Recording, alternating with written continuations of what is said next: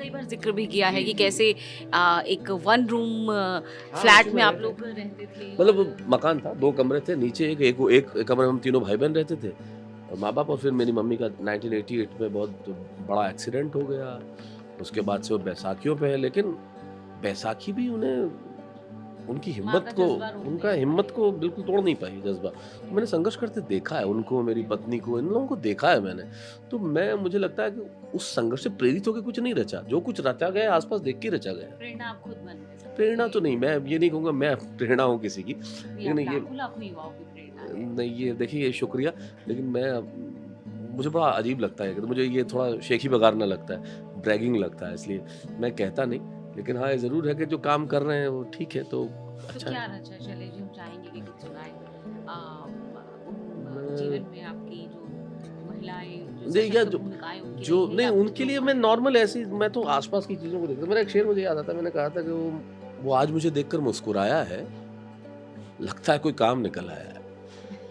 तो ये जो इस तरह ये की तो अपने चीज़ें हैं, आस-पास के बहुत सारे लोगों पे सब शेर बोल दिए। 99% जी जो हाँ। लोग हैं, हुँ। वो ज़िंदगी यही है कि भई वो एक मैंने कहा भी था कि इस दौर की दोस्ती का यही है कि कायदा, उससे उतनी दोस्ती जिससे जितना फ़ायदा। फ़ायदा। तो ये चीज़ें हैं जो आस-पास देखते हैं और आप महसूस करते हैं तब लिखते हैं। एक मैंने 4 लाइनें लिखी थी उस वक़्त जब आपने माँ की बात की थी, एक लड़का था, भगवान के मंदिर में जाता और बहुत कुछ माँगता था, उससे कुछ मिलता नहीं था। तो एक दिन भगवान की मूर्ति के सामने चिल्लाने लगा, रोने लगा, कहने लगा, "तू क्यों नहीं सुनता मेरी? क्या दमदार मेरी दुआ नहीं है क्या?" भगवान प्रकट हुए और कहने लगे, "तू माँगने यहाँ क्यों चला आया?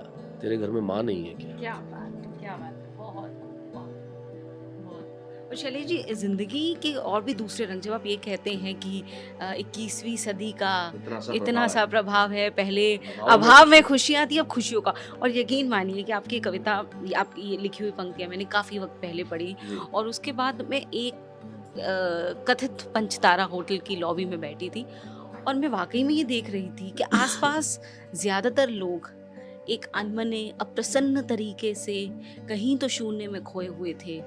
उनके चेहरे में सब कुछ होते हुए भी कहीं खुशियाँ नहीं थी।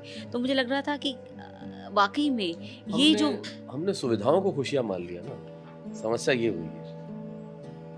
आदमी की ज़िंदगी देखिए, वो कितना कमाता है उस पे निर्भर नहीं करती, वो कितना खर्च करता है उस पे निर्भर करती है। और खर्च करने का मतलब सिर्फ़ पैसा ही नहीं होता। वक़्त खर्च करना, प्यार खर्च करना, स्नेह खर्च करना, तो ये हो भी जाए तो ये पंक्तियाँ, ये मुझे लगता है कितने ही लोगों की हाँ, वो एकदम एक ही पंक्ति गई थी पसंदीदा मैंने कि पंक्तियाँ 21वीं हैं। सदी का बस इतना सा प्रभाव है। पहले अभावों में खुशियाँ थी, अब खुशियों का अभाव है। और यूँ भी कहा था कि सपने ले लिए, सिसकियाँ दे दी, हौसला ना दिया, हिचकियाँ दे दी और तेरे यहाँ भी लफ्ज़ों के माने अजीब है, ये तूने किस तरह की खुशियाँ दे दी? क्या बात तो है! हमने सिर्फ़ सुविधाएँ देखी और उन्हें खुशियाँ मान लिया। तब ये भी कहा था कि सहजता थी, सादगी थी, बंदगी थी। ये व्हाट्सएप और फ़ेसबुक नहीं थे ना, तब ज़िंदगी थी।